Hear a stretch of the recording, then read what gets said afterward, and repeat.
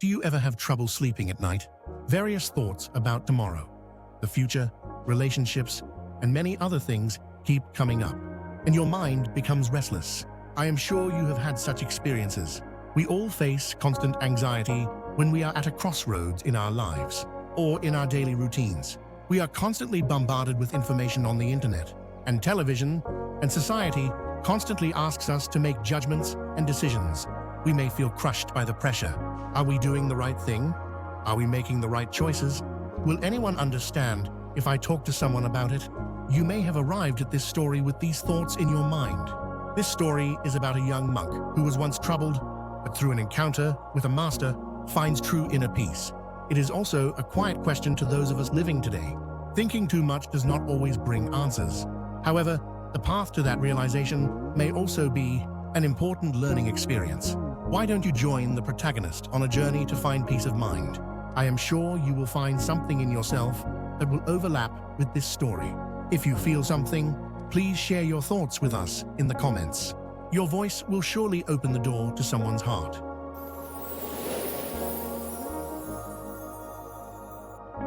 Long ago, in a small village surrounded by misty mountains, there lived a young monk named Tashi. Every morning in the morning mist, Tashi would sweep the temple grounds. Only the sound of his bamboo broom, sweeping the fallen leaves, gently broke the silence. Despite his calm exterior, however, anxious thoughts were constantly swirling in his mind. Is my training really on the right path? Am I living up to the expectations of the villagers?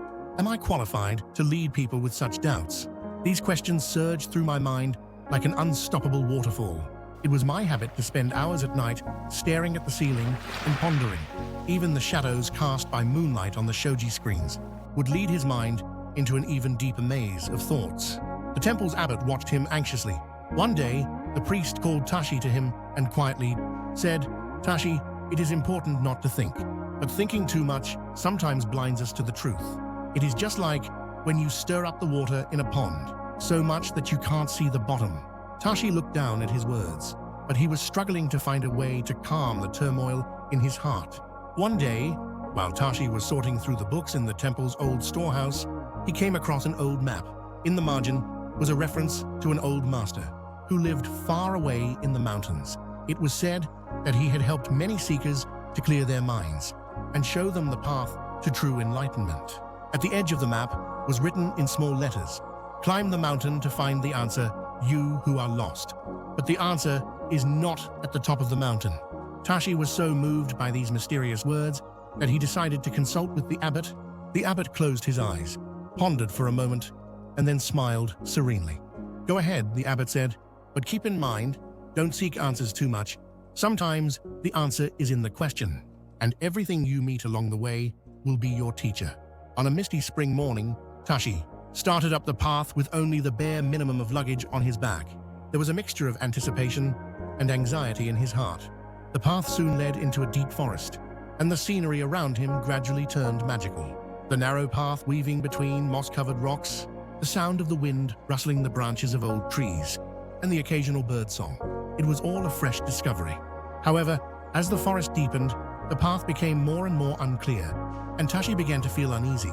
As he stopped and looked around, having lost the path indicated on the map, a white crane swooped down gracefully. To his surprise, the crane could speak human language. "Young traveler," the crane spoke in a quiet voice, "you too are looking for an old master, are you not?" "Yes," Tashi replies, "I am traveling in search of inner peace, but I have lost my way." "Losing one's way is sometimes a necessary experience," said the crane calmly. "I used to wander in search of answers, just like you. But when I met Master Roshi, I learned an important truth. The answers are not far away, but within us." The crane spread its wings and flew away to lead Tashi. "Follow me, but do not hurry. Take your time." The path is also a learning experience. Tashi followed the crane's lead and continued walking. Along the way, he thought about many things: his past training, his days in the village, and the doubts in his mind. Little by little, he felt that his thoughts were becoming clearer and clearer. Eventually, Tashi reached his destination.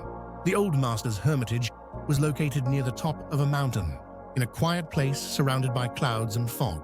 In front of the old wooden hermitage, a white-haired master sat, as if he had been waiting for our visit. "Welcome, young Taoist," he said in a quiet voice. There was a strange warmth in his voice that gradually eased the tension in the others. The storm in your heart has led you here. Tashi knelt down in front of the master and told him of all the worries and doubts she had been carrying. The severity of his training path, the weight of his responsibility to the villagers, and his anxiety about his own inexperience. As he spun out his words, the thoughts that had been stored deep in his heart began to take shape, little by little. The master simply listened quietly and nodded gently from time to time. After a pause in Tashi's speech, the master slowly opened his eyes and began to speak. Tashi, the master's voice was gentle but genuine. Your concern is like a cloud in the sky. The clouds are there, but they are not the sky itself. When the clouds drift away, the sky is still there. Your essence is the same. Various thoughts come and go like clouds, but your true nature is beyond those thoughts. The master continued.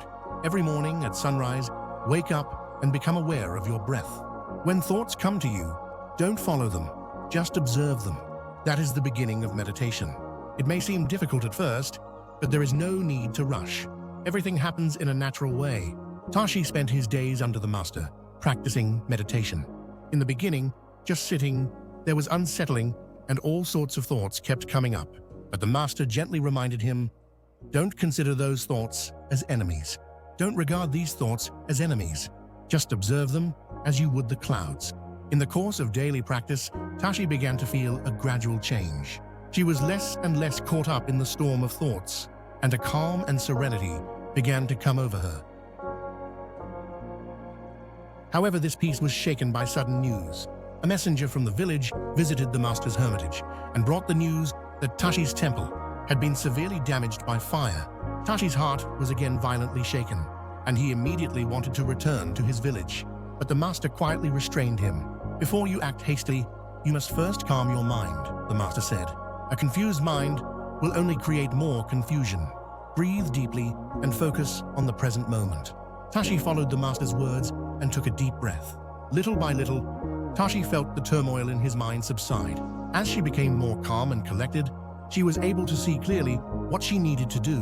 When Tashi returned to the village, he found the ruins of the fire and the villagers at their wits' end. But Tashi remembered the teachings he had learned from the old masters and began by sitting with the villagers and sharing a deep breath. There is something we can do in this moment, Tashi said quietly.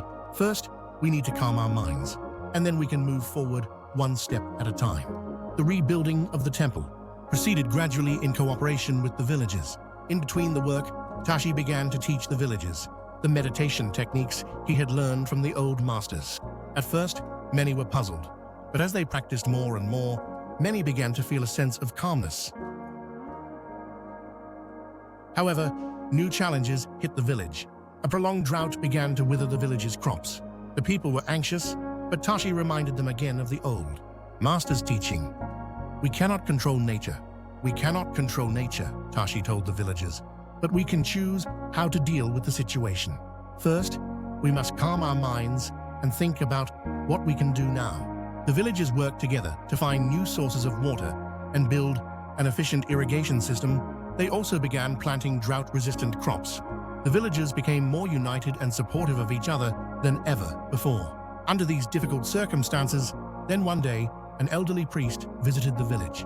Seeing the rebuilt temple and the revitalized village, he smiled benignly.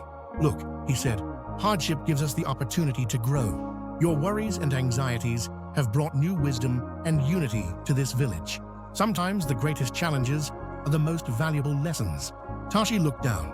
A strong desire had grown in his heart to help others who were suffering, as he had in the past.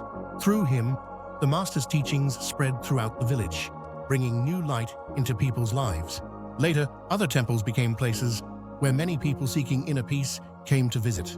Tashi himself began to take on the role of passing on the teachings. He learned from the master to the next generation.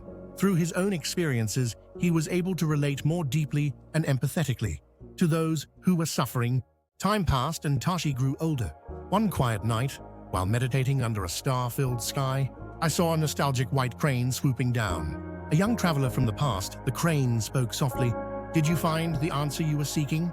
Have you found the answers you sought? The answer has always been here, Tashi answered with a gentle smile. I just needed to learn to quiet my mind to see it. Now I understand. I know now that our suffering is often caused by averting our eyes from the truth. The crane nodded in satisfaction and spread its moonlit wings. I see, he said. You are now a guiding light for those who are lost like you once were. This is another part of the wonderful cycle of life. With these last words, the white crane soared into the night sky and disappeared among the stars. The others joined their palms together in deep gratitude and again began to meditate. Now, they were able to look at the thoughts that welled up in their hearts as serenely as if they were gazing at distant mountains. Soon, more and more people came to the village seeking other teachings. He attended to each seeker as he had learned from the old masters, but did not give too many answers. Instead, he tried to guide them to their own inner light. Troubles and suffering will come into our lives, Tashi told them, but they are also opportunities for growth. The important thing is not to struggle with them, but to try to understand them. This story shows us how we can find peace of mind in a world that is constantly changing. Thinking too much can certainly cause us pain at times, but that suffering can also be a pathway to deeper understanding and wisdom. This teaching is especially important for us today. In a world of information overload and the constant need to think and judge, this story teaches us the importance of pausing, breathing, and being aware of our inner voice. Above all, this story teaches us that we don't have to strive for perfection. The path of life is a constant learning process. Sometimes we will get lost and stumble, but that is also an important part of our life. If you have anxieties or doubts in your mind, take a deep breath and just observe the thoughts. The answer may already be inside you, and sometimes the question itself is the most valuable answer. All beings grow little by little as they go their own way. Perhaps that is the psychology of this world. All we need is that awareness and a kind heart to accept it. Thank you for watching to the end. Please subscribe to our channel if you like. Let's continue to adopt Buddha's wisdom and make our lives more radiant and happy.